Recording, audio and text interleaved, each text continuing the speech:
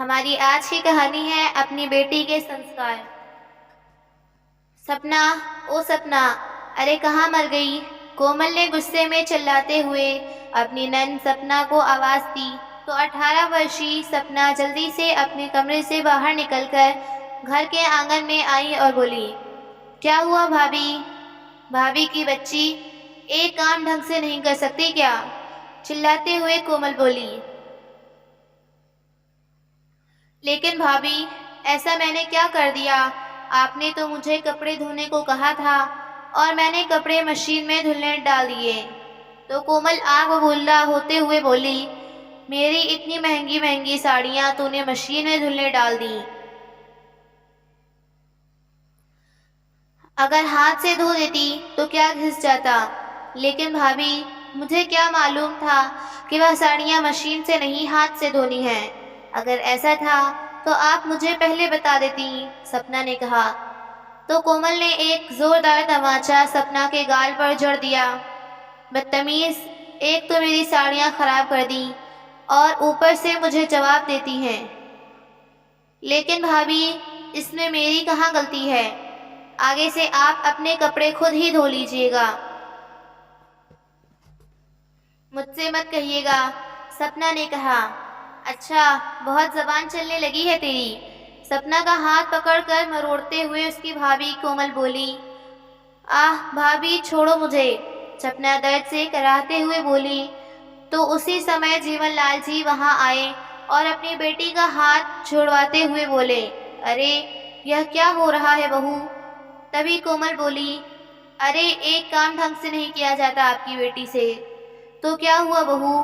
बिन माँ की बच्ची है वो, नादान है। तुम तो समझदार हो ना? नादान नहीं, कुछ ज्यादा ही होशियार है वो। जानबूझकर ऐसा काम करती है कि दोबारा उसे कोई काम करने को ही ना कहे। समझा दीजिए इसे अगली बार, अगर मेरे साथ ज्यादा होशियारी करने की कोशिश की तो अच्छा नहीं होगा। इतना बोलकर जैसे ही कोमल अपने कमरे में जाने लगी, तभी उसका पति रजत कमरे से बाहर आया और बोला, क्या हुआ कोमल? पूरा घर सर पर क्यों उठा रखा है? आखिर बात क्या है? अरे, एक तो तुम्हारी बहन ने मेरी इतनी महंगी साड़ियां वॉशिंग मशीन में धोकर खराब कर दी हैं। ऊपर से आप मुझसे ही पूछ रहे हो कि मैंने पूरा घर सर पर क्यों उठा रखा है। क्यों, तुम अपने कपड़े खुद नहीं धो सकती क्या? क्यों उस बेचारी को परेशान करती हो? उसकी परीक्षा नजदीक है, अगर थोड़ा काम तुम कर लोगी तो घिस नहीं जाओगी। अच्छा, अब मैं काम करूंगी तो इन लोगों का अचार क्या डालूंगी? कोमल के इतना बोलते ही राजन अपना आपा खो बैठा और एक के बाद एक झन्नाटेदार थप्पड़ अपनी पत्नी के मुंह पर जड़ दिए। तो कोमल गुस्से से दहाड़ते हुए बोली, तुम्हारी हिम्मत कैसे हुई मुझ पर हाथ उठाने की? तो क्या आरती उतारूं तुम्हारी, जो आए दिन घर में कोई ना कोई अखेड़ा खड़ा करके रखती हो? बेटा बहू को यूं लड़ते देख जीवन लाल जी बोले, नहीं बेटा, यूं हाथ उठाना तुम्हें शोभा नहीं देता। घर में छोटी मोटी बातें तो चलती रहती हैं, लेकिन तुम लड़ाई मत करो, मैं हाथ जोड़ता हूँ। तभी गुस्से से भड़कते हुए कोमल बोली, बस रहने दीजिए, आप तो कुछ बोलिए ही मत। खबरदार कोमल, जो मेरे पिताजी से इस तरह से बदतमीजी से बात की तो क्या मैं डरती नहीं हूँ किसी से? अभी मैं अपनी मम्मी पापा को फोन करके बुलाती हूँ। ऐसा कहते हुए कोमल पैर पटकते हुए अपने कमरे में चली गई। देख बेटा, बहू को रोक ले, यूं बात बढ़ाकर कोई फायदा नहीं। नहीं पिताजी, आप हर बार मुझे समझा बुझाकर मामला शांत करने को कहते हैं और यही कारण है कि उसकी हिम्मत आज इतनी बढ़ गई है। इधर कोमल ने गुस्से में आकर अपनी माँ को फोन लगाया और रोते हुए बोली, माँ, ससुराल में सब मुझसे लड़ते झगड़ते हैं। आज तो आपके दामाद ने मुझ पर हाथ भी उठाया है। मुझे यहाँ नहीं रहना, जल्दी से आकर मुझे ले जाओ। कहते हुए वह फूट फूट कर रोने लगी। इतना सुनते ही उसकी माँ संतोष देवी गुस्से में आ गई और बोली, अच्छा, उसकी इतनी हिम्मत। तू चिंता मत कर बेटी, अब तू एक पल भी उस घर में नहीं रहेगी। तू अपना बैग तैयार रख, मैं अभी तुझे लेने के लिए तेरे पापा को भेजती हूँ। अरे क्या हुआ भाग्यवान, किससे बात कर रही थी? कोमल के पिता आनंद जी ने पूछा। तो संतोष जी बोली, आपकी बेटी का फोन था। आज तो उसके ससुराल वालों ने सारी हदें पार कर दी। उसके घर इतना लड़ाई झगड़ा हुआ कि उसके पति राजन ने बिना मतलब हाथ उठा दिया मेरी बच्ची पर। क्या मेरी बेटी पर हाथ उठाया उसने? इतना कहते हुए आनंद जी गुस्से में उठ खड़े हुए और तुरंत गाड़ी लेकर अपनी बेटी को लेने निकल गए। थोड़ी ही देर में वे अपने बेटी के ससुराल पहुंच गए। कोमल, ओ बेटी कोमल, आनंद जी ने पुकारा। तभी कोमल बाहर आई और अपने पिता के गले लगकर रोने लगी। रो मत बेटी, अब तुझे चिंता करने की कोई जरूरत नहीं है। उसी समय उसके ससुर जीवनलाल जी भी बाहर आ गए। नमस्ते भाई साहब, आइए बैठकर बात करते हैं, जीवनलाल जी ने कहा। तो कोमल के पिता आनंद जी बोले, अरे मैंने अपनी बेटी की शादी की थी इस घर में, बेचा नहीं था जो आप लोग उस पर जुल्म ढा रहे हैं। और कहाँ है आपका बेटा? बुलाइए उसे जरा। आवाज सुनकर राजन बाहर आया तो आनंद जी बोले, बहुत हाथ पैर चल रहे हैं तुम्हारे। तुम्हें क्या लगता है कि कोमल के आगे पीछे कोई नहीं है? अभी इसके माँ बाप जिंदा हैं। नहीं पिताजी, आपने केवल एक तरफा बात ही सुनी है। पूरी बात सुनेंगे तो आपको भी लगेगा कि कसूर आपकी बेटी का ही है। मुझे कोई बात नहीं सुननी तुम लोगों की। चल बेटी, अपना सामान उठा और मेरे साथ चल। नहीं भाई साहब, ऐसा कदम मत उठाइए, हाथ जोड़ते हुए राजन के पिता जीवनलाल जी बोले। तो राजन ने कहा, नहीं पिताजी, ले जाने दीजिए इन्हें अपनी बेटी को, मुझे कोई ज़रूरत नहीं है इसकी। देख लिया भाई साहब, क्या कहा आपके बेटे ने? यही औकात है मेरी बेटी की इस घर में, लेकिन मैं भी इसे छोड़ूंगा नहीं, पुलिस में कंप्लेन करवाऊंगा,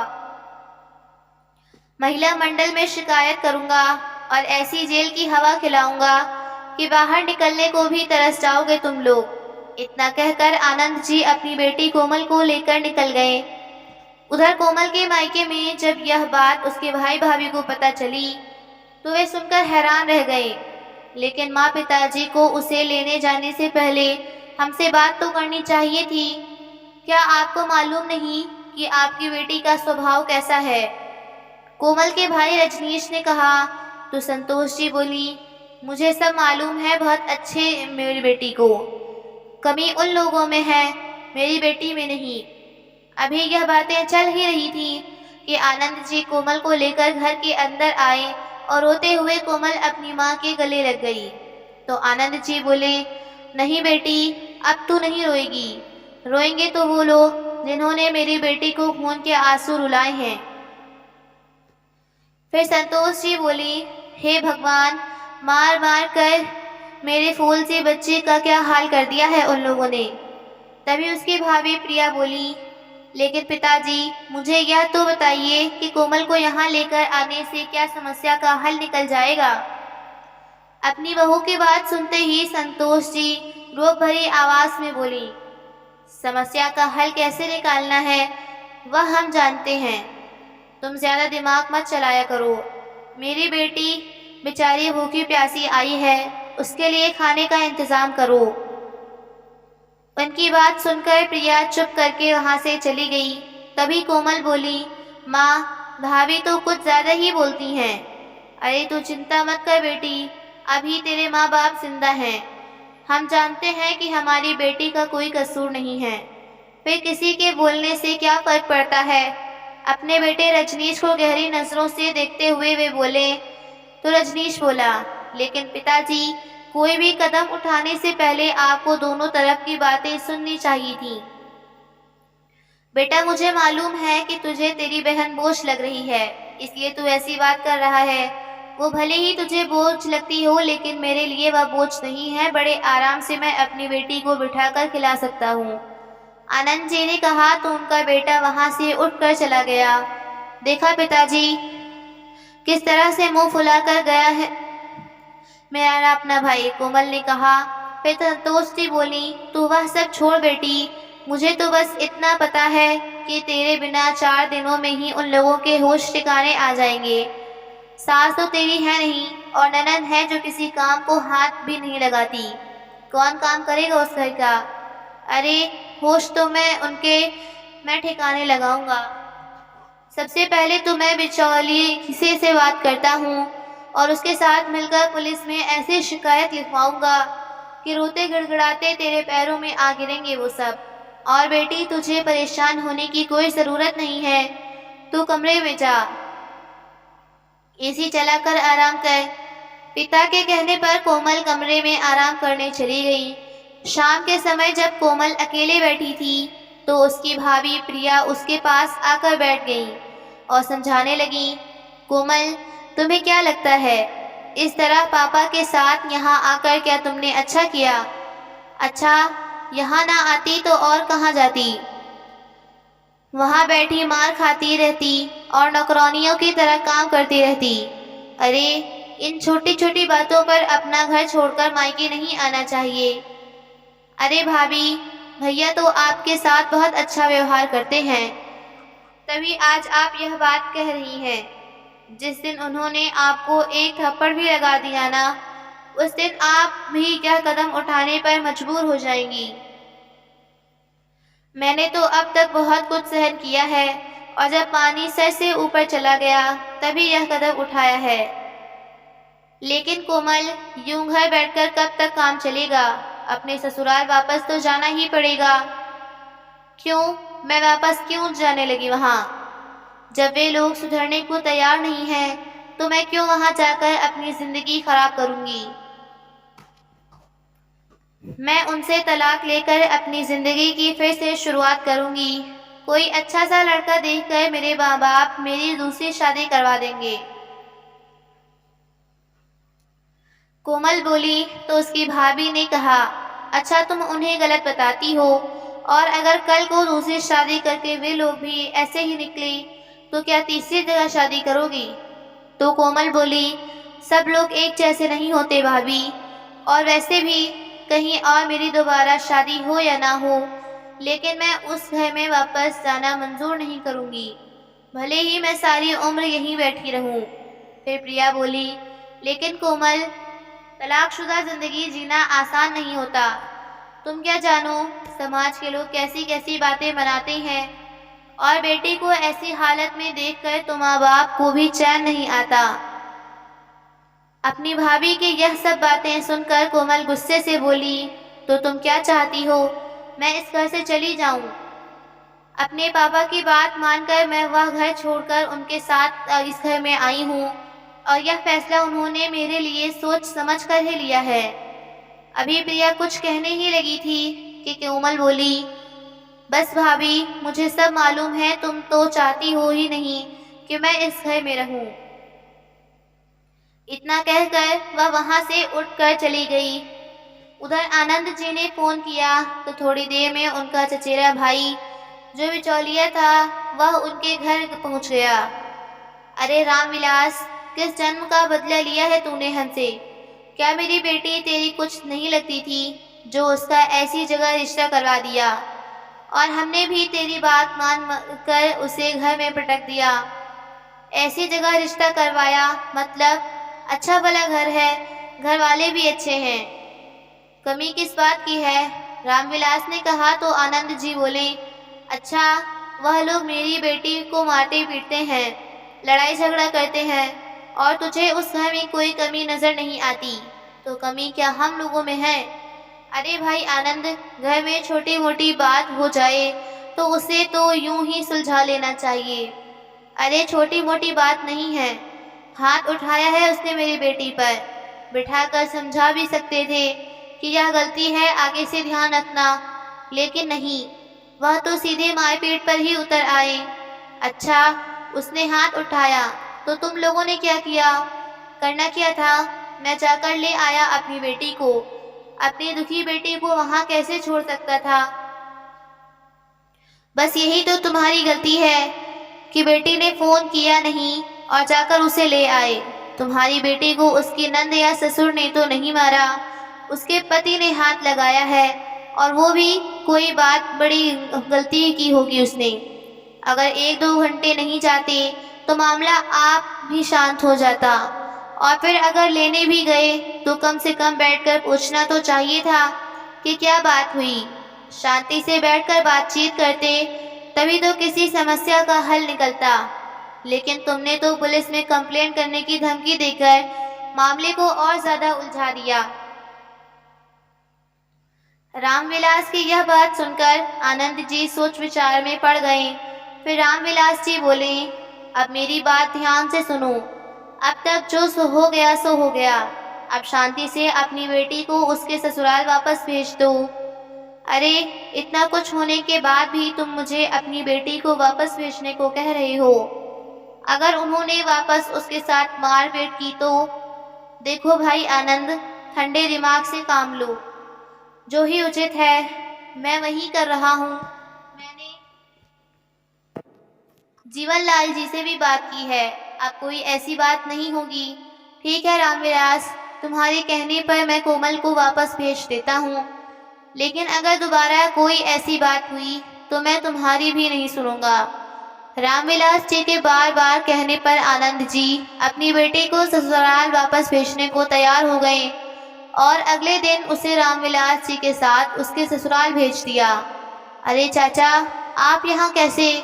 रामविलास जी को अपने घर में देखकर राजन बोला। तो रामविलास जी ने कहा, बस बेटा, तुम्हारी अमानत तुम्हें सौंपने आया हूँ।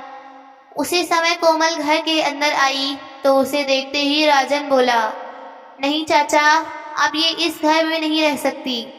जहाँ से लाए हैं वहीं वापस ले जाइए। उसी समय जीवनलाल जी बाहर आए और बोले, अरे बेटा, ये तू कैसी बातें कर रहा है? बहू वापस आ गई है तो तुम शांति से अपना घर बसाओ। नहीं पिताजी, आपको मालूम है ना कि कोमल के पापा ने हमें क्या कहा था। अरे बेटा, गुस्से में इंसान क्या कुछ नहीं कहता। अब सारी बातों को भूलकर नए सिरे से जिंदगी शुरुआत करो। जीवनलाल जी ने कहा तो राजन बोला, ठीक है, लेकिन इसे कह दीजिए कि अगर यहाँ रहना है तो काम तो खुद ही करना पड़ेगा। मेरी बहन इसके हाथ में खाने की थाली नहीं देगी। तो रामविलास जी बोले, अरे यह भी कोई बात हुई?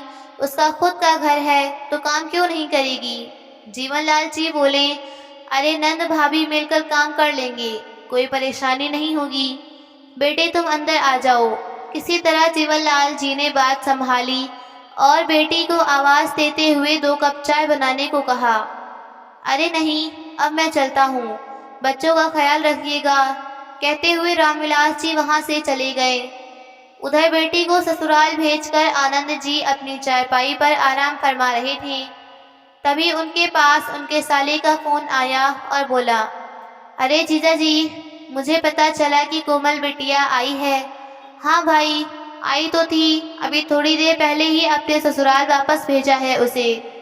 अरे, उन्होंने तुम्हारी बेटी पर हाथ उठा दिया और तुमने उसे वापस भेज दिया। उन लोगों को जेल की हवा खिलानी चाहिए थी।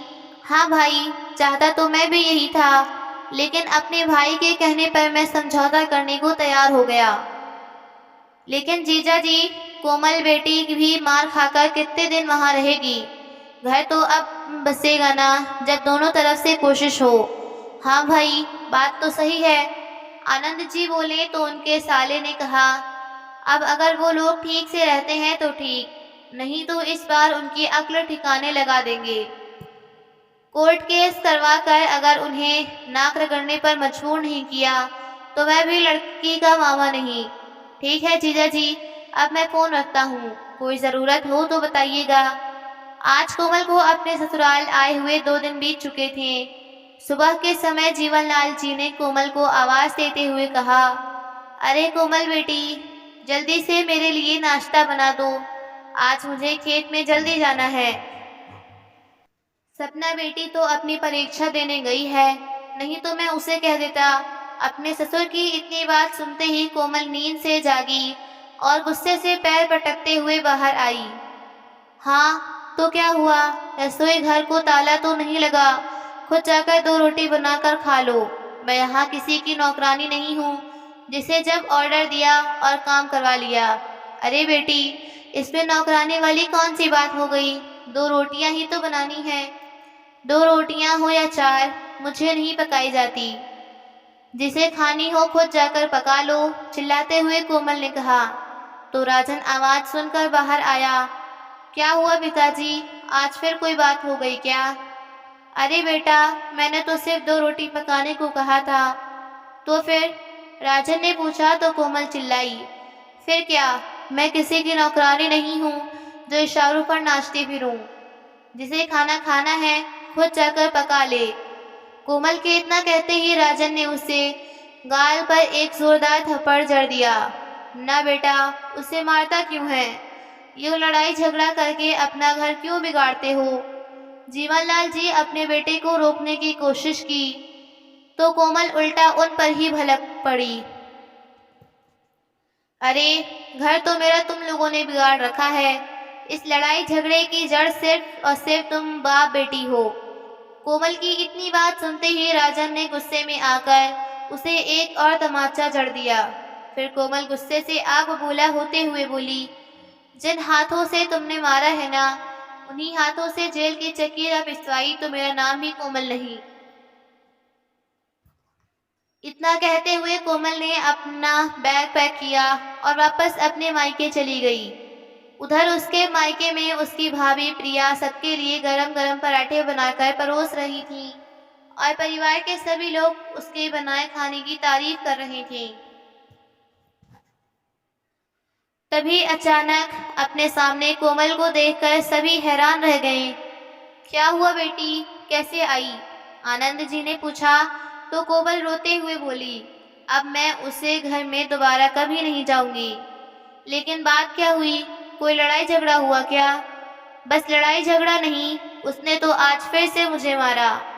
सारा दिन घर का काम करके रात को थक जाकर सो जाती हूँ। अब अगर सुबह थोड़ी देर ज्यादा हो गई तो इसमें भी उन लोगों को परेशानी है। सुबह सुबह आवाज देने शुरू कर दी कि नाश्ता बनाओ। अब क्या मैं उन लोगों के घर की नौकरानी हूँ? यह बात सुनकर उसकी भाभी प्रिया बोली, अरे, इतनी छोटी सी बात पर तुम यहाँ चली आई। 2 रोटी ही तो पकानी थी, पका देती। तुम तो रहने ही दो बहू, अंदर जाकर खाना पकाओ। बेटी तू यहाँ सोफे पर बैठ, तेरे पापा ने तो बहुत बड़ी गलती कर दी जो रामविलास के कहने पर तुझे वापस भेज दिया। संतोष जी ने कहा तो कोमल रोते हुए बोली, माँ, मुझे तो लगता है कि मैं ही पागल हूँ जो बार बार मुंह उठाकर यहाँ चली आती हूँ। यहाँ किसी को तो मेरी कोई फिक्र है ही नहीं। नहीं बेटा, यह तू कैसी बातें कर रही है? आनंद जी उसके आंसू पोंछते हुए बोले।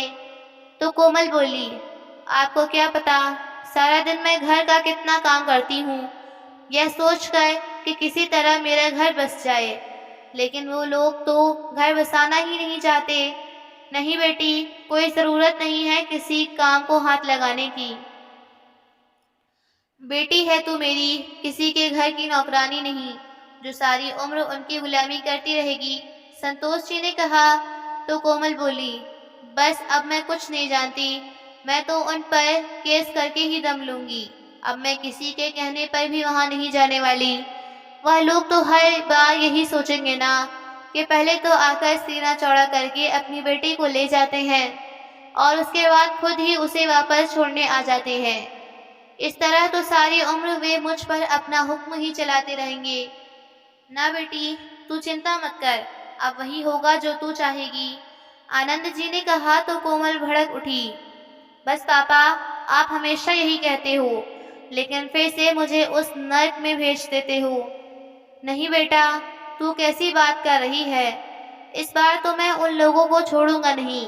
आनंद जी गुस्से से बोले तो संतोष जी ने कहा, मैं तो कहती हूँ कोर्ट केस करो उन लोगों के खिलाफ और ऐसी ऐसी धाराएं लगवाओ कि वो जेल में ही सड़ते रहें। अकल ठिकाने आ जाएगी उन लोगों की। उनके जुल्म के कारण मेरी बच्ची बेचारी सूख कर आधी हो गई है। फिर आनंद जी कोमल से पूछने लगे, बेटी, तूने तो अपना मन बना लिया है ना? कहीं यह ना हो कि कोर्ट केस करके तू अपने फैसले से पीछे हट जाए। नहीं पापा, मैं क्यों पीछे हटने लगी? मैं तो खुद उन लोगों से दुखी हूँ। जितनी जल्दी हो सके मुझे तो उनसे छुटकारा चाहिए बस। तो ठीक है बेटी, मैं आज ही वकील से बात करके आता हूँ। इतना कहकर आनंद जी वहाँ से उठकर चले गए। तो कोमल बोली, माँ बड़ी भूख लगी है, यह भाभी अभी तक खाना लेकर क्यों नहीं आई? प्रिया बहू, खाना बना या नहीं बना अभी तक? बना भी रही हो या रसोई घर में जाकर सो गई? अभी लाई माँ जी, कहते हुए प्रिया जल्दी से प्लेट में खाना परोस कर ले आई। लो बेटी, आराम से बैठकर खाना खाओ और खाना खाकर अंदर जाकर आराम करो, बाकी सब हम देख लेंगे। रात को सारा काम निपटा कर थकी हारी प्रिया अपने कमरे में आकर बैठी तो देखा उसका पति रजनीश अभी तक लैपटॉप पर अपनी ऑफिस का कुछ काम कर रहा था।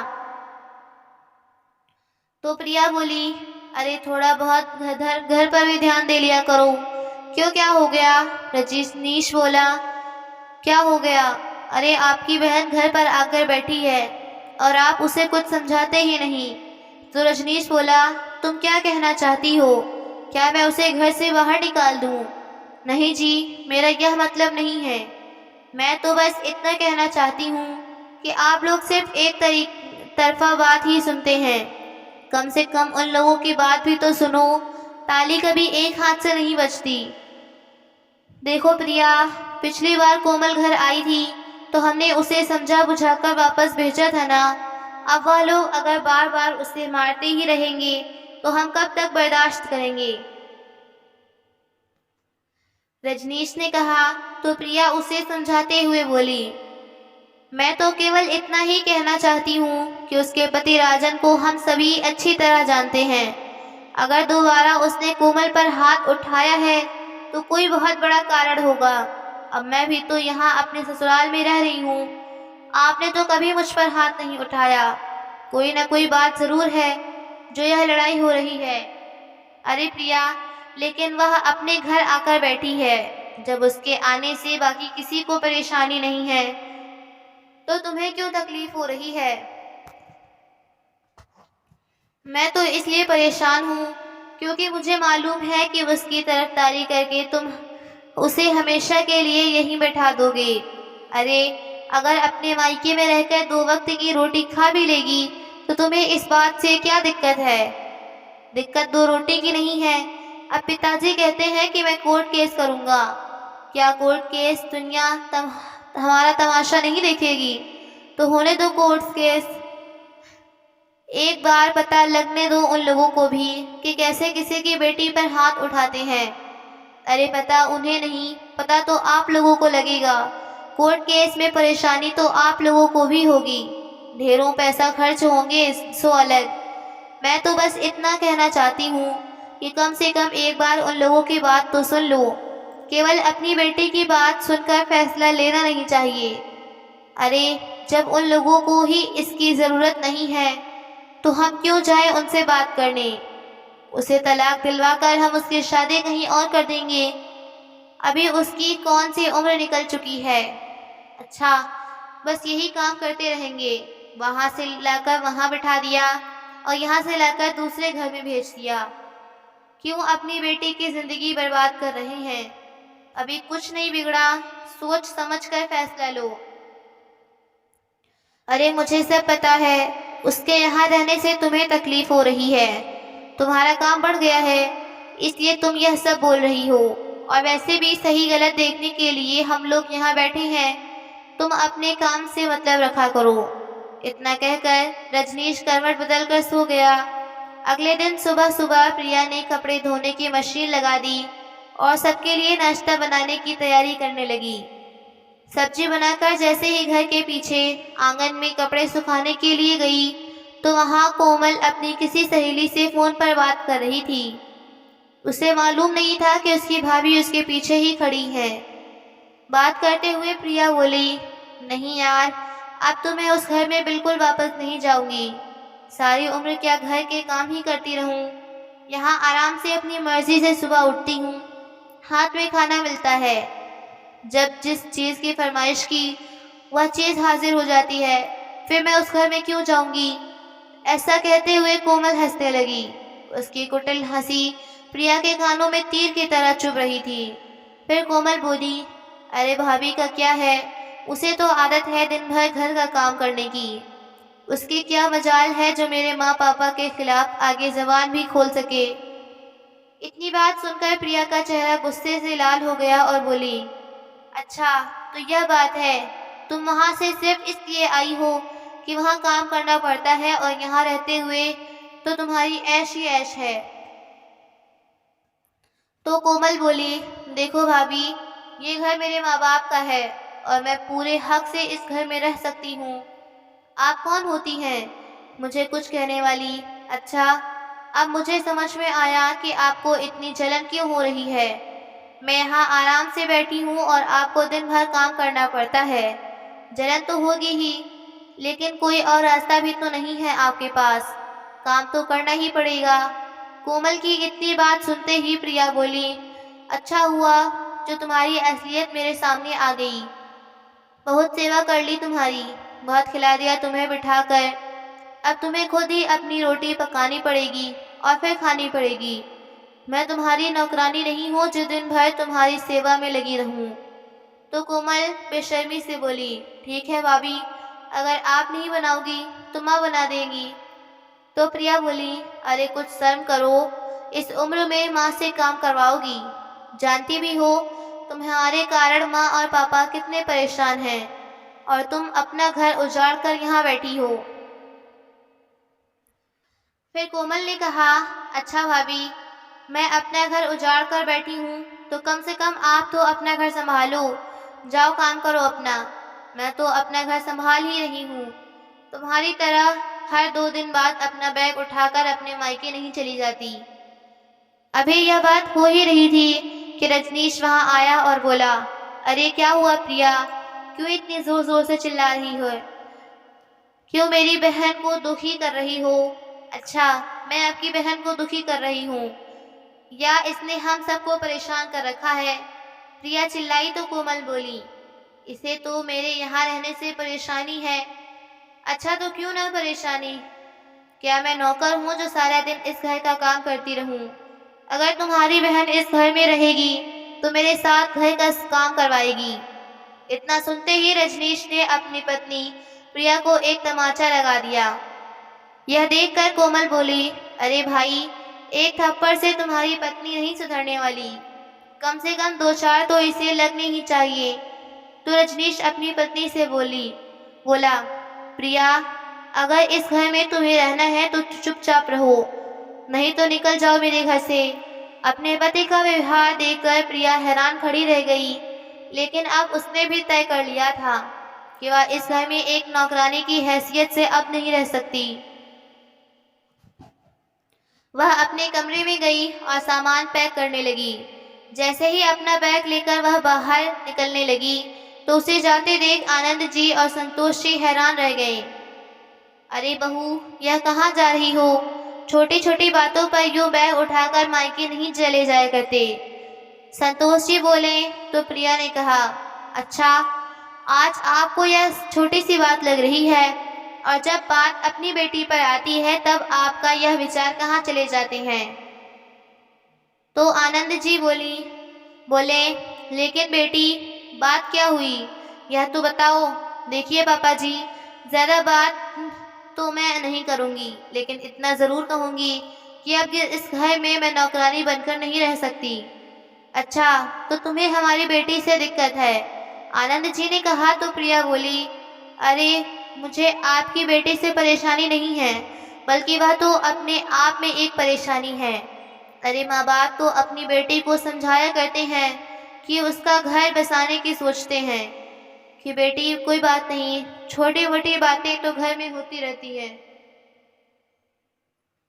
लेकिन यहाँ तो आप ही उसका घर उजाड़ने में लगे हुए हैं और उसके घर के साथ साथ मेरा घर भी उजड़ रहा है। क्या आज तक मैंने आप लोगों के सामने कभी ऊंची आवाज में बात की? लेकिन आज बात हद से ज्यादा बढ़ चुकी है। बहू की बात सुनकर आनंद जी बोले, तो ठीक है, अगर तुम्हें हमारी बेटी से इतनी परेशानी है तो जाओ अपने घर, हम अपनी बेटी को बिठाकर खिला सकते हैं। इतनी बात सुनकर प्रिया वहां से निकल गई। प्रिया के जाने के बाद संतोष जी बोले, अरे यह आपने क्या किया? बेटी का घर तो उजड़ ही चुका था, अब तो हमारे बेटे का घर भी खराब हो रहा है। तो आनंद जी ने कहा, होता है तो हो जाने दो, लेकिन मेरी बेटी को कोई परेशान करे यह मैं बिल्कुल सहन नहीं करूँगा।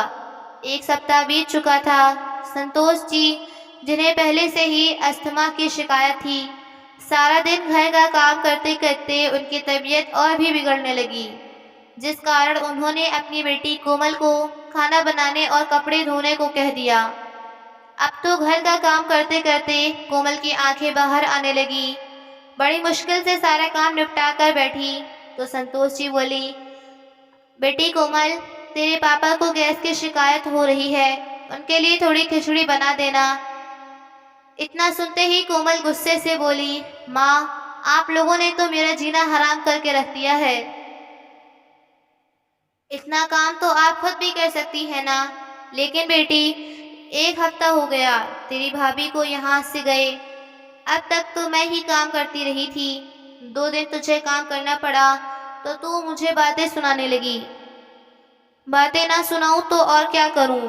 थक गई हूं मैं इस घर का काम करते करते।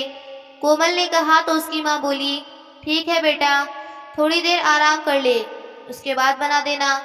तो कोमल गुस्से से चिल्लाते हुए बोली, सुबह से आप भी तो आराम ही कर रही हैं, तो आपसे जरा सी खिचड़ी भी नहीं बनाई जाती। बेटी, मेरी तबीयत ठीक होती तो मैं ही बना लेती, बहुत कमजोरी महसूस हो रही है। अरे खिचड़ी बनानी है, कोई पहाड़ नहीं तोड़ना, थोड़ा सा चल फिर लोगी तो कोई आफत नहीं आ जाएगी। तभी आनंद जी बाहर से आए और बोले, अरे कोमल बेटी, मेरे लिए 1 गिलास पानी तो गर्म कर देना, मुझे दवाई खानी है। और हाँ, मेरा ये कुर्ता पैजामा भी इस्त्री कर देना, मुझे जरा बाहर जाना है। ऐसा कहते हुए आनंद जी ने अपने कपड़े कोमल को दिए, लेकिन काम करने की बात सुनते ही कोमल गुस्से से फूट पड़ी। जिसे देखो दिन भर कोमल कोमल के नाम की रट लगाए रहता है, 2 मिनट भी चैन से नहीं बैठने देता मुझे। सुबह से पूरे घर का काम कर करके थक गई हूँ। अरे बेटी, यह तू कैसी बात कर रही है? तेरी माँ की तबीयत ठीक नहीं है, इसलिए तुझे कह दिया काम करने को। पिता की इतनी बात पर कोमल ने स्पष्ट तौर पर कह दिया, अब मैं घर का कोई काम नहीं करूंगी। और फिर अपने पिता के कपड़े अपनी माँ की ओर फेंकते हुए बोली, पकड़ो इसे, मुझसे नहीं होते स्त्री विस्त्री। और पैर पटकती हुई अपने कमरे में सोने चली गई। अपनी बेटी का यह व्यवहार देखकर आनंद जी और संतोष जी हक्के बक्के खड़े रह गए। तुम्हारी बेटी का दिमाग तो खराब नहीं हो गया है जो इस तरह की बातें कर रही है?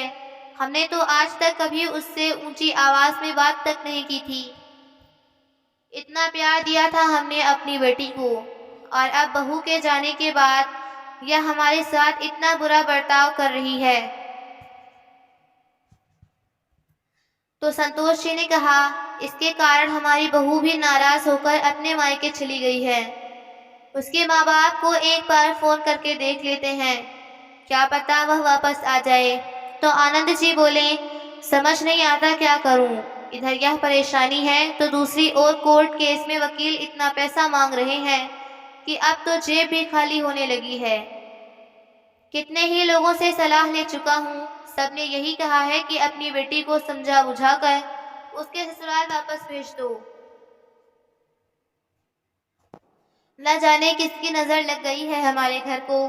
अच्छे भले हंसी खुशी हम सब लोग रह रहे थे। जब से कोमल लड़ झगड़ कर यहाँ आई है, तब से हमारे घर की शांति ही खत्म हो गई है।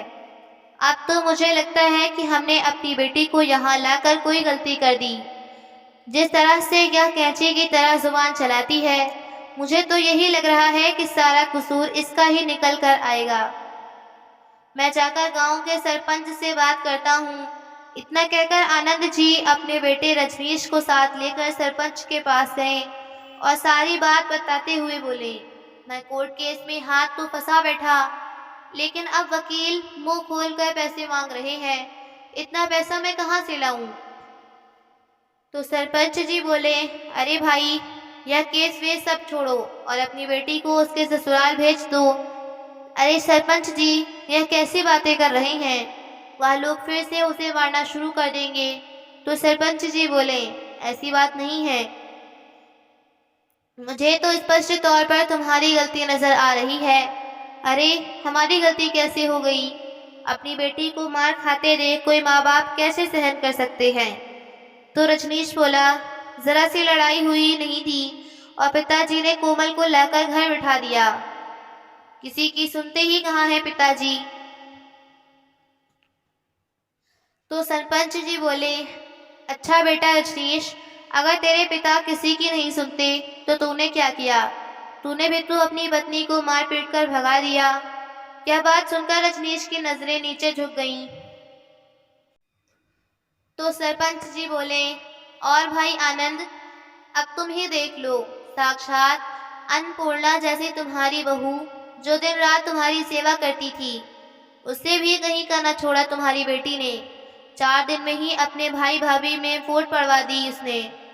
तो अपने ससुराल वालों को क्या हाल करती होगी। और वैसे भी मैं जीवन लाल और उसके बेटे को अच्छी तरह जानता हूँ। बहुत अच्छे लोग हैं वो। लेकिन सरपंच जी, अब आप हमें ही सलाह दीजिए कि हमें आगे क्या करना चाहिए। तो सरपंच जी बोले, मेरी तो यही सलाह है कि सबसे पहले तो अपनी बेटी को समझाओ कि उसे ससुराल में कैसे रहना चाहिए, क्योंकि सारी गलती उसकी है, और उसे अच्छी सीख देकर उसके ससुराल लेकर जाओ। यह सुनकर आनंद जी बोले, अरे लेकिन मैं उन लोगों से कैसे नजरें मिलाऊंगा? अरे भाई आनंद, तो नजरें तो मिलानी ही पड़ेगी और उनसे माफी भी मांगनी पड़ेगी। आखिरकार बेटी तुम्हारी है और बेटी का घर बसाने और उजाड़ने में माँ बाप का ही सबसे बड़ा हाथ होता है। और हाँ, एक बात और, जाकर के अपनी बहू से भी माफी मांगो और उसे सम्मान के साथ अपने घर वापस लेकर आओ।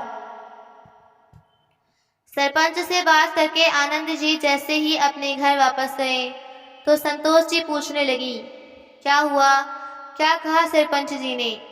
वह सब मैं बाद में बताता हूँ, सबसे पहले मुझे एक जरूरी काम करना है। ऐसा कहते हुए आनंद जी कोमल के कमरे में गए और उसे खींचकर 2 तमाचे जड़ दिए। तभी संतोष जी कमरे में आई और बोली, यह क्या किया आपने?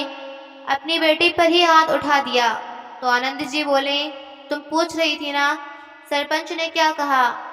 सरपंच ने भी यही कहा है कि गलती तुम्हारी बेटी की ही है, जिसकी वजह से दो घर उजड़ रहे हैं। और कोमल, मेरी एक बात कान खोलकर सुन लो, कल मैं तुझे तेरे ससुराल छोड़कर आऊंगा और उसके बाद अगर तुमने वहां ज्यादा चू चपड़ की या किसी से बदतमीजी से बात की तो अपनी हालत की जिम्मेदार तुम खुद होगी। और हाँ, घर का एक एक काम तुम खुद करोगी। अगर मुझे वहां से कोई शिकायत मिली तो अच्छा नहीं होगा। कल तेरे जाने के बाद मैं अपने घर की लक्ष्मी को इस घर में वापस लेकर आऊंगा, जिसे तेरे कारण इतने दुख सहन करने पड़े। और हाँ, लड़ झगड़ कर यहाँ वापस आने के बारे में तो सोचना भी मत, नहीं तो मुझसे बुरा कोई नहीं होगा।